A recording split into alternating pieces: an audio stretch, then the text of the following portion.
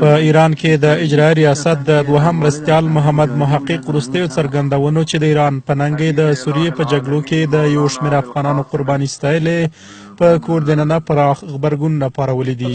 د ولسي جرګې غړي وایي د ملي یووالي حکومت یو شمېر مسؤلان د پردیو ګټو د خوندیتوب لپاره په لوی لاس افغانستان ته نیابتي جګړې راوړي او افغانان د هغوی د ناسمو سیاستونو قرباني دي.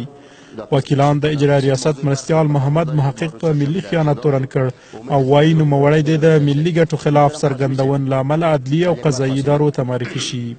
تاسو خپل فکر وکړئ، هغه ویناوې چې دوی د خپلو بادارانو د خوشحاله کولو په خاطر ایران کې کړي دي، هغه د افغانستان د ملي ګټو سره په ټکر کې دي او دی په زوره غواړي چې نور هم جنگ ډیر شي په افغانستان کې.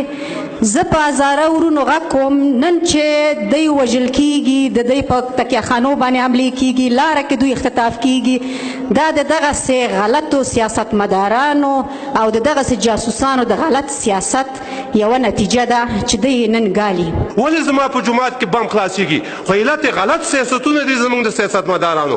پکار دی چې د اجرایه د دویم معاونینه پوښتنه وشي.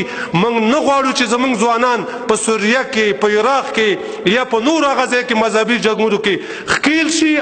در قبال مردم افغانستان احساس مسئولیت خود متاسفانه نداریم.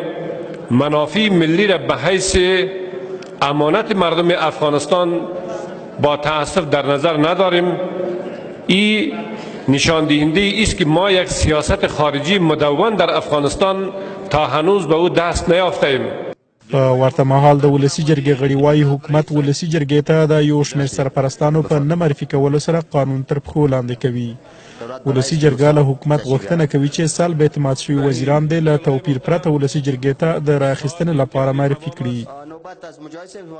اشتباهات گذشته را در باب سرنوشت وزرا و کابینه دوباره تکرار نکنین. بدامن پور رای دادن به 16 وزیر در سال گذشته. به خدا یک تعدادشان قابلیت مدیریت یک مکتب را نداشتند. آیا بین تاجیکان مزار یک کسی دیگر نیست که لیاقت وزارت معارفه داشته باشد؟ لیاقت وزارت امور خارجه را داشته باشد؟ وکلای محترم در طول 15 سال به وزرایی که رای دادین این بزرگترین خیانت است. غواړم چې دغه وزیر صاحبانو ته تر یوه پورې صندوقونه مږده چې تر څو پورې وزیر د خارجه، وزیر د معارف او اطلاعات او فرهنګ وزیر نه یو معلوم شوي. اگر چې دغه وزیر د خارجه او وزیر د معارف جناب اشرف غني نشي معرفي کولای، زه تا ته یم چې ته د په سهامدارانو باندې غږ وکړې چې تاسو په خپل سهم کې کسان معرفي کړئ.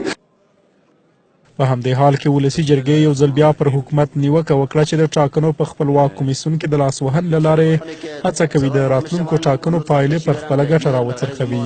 د جرګې غړي وایي ولسمشر د غیر قانوني پروسې له لارې هڅه کوي د کمیسیون ریاست ته د خپلې خوښې وړ کس معرفي کړي. انتخاباتو د کمیسیون رئیس غیر قانوني لرې کوي.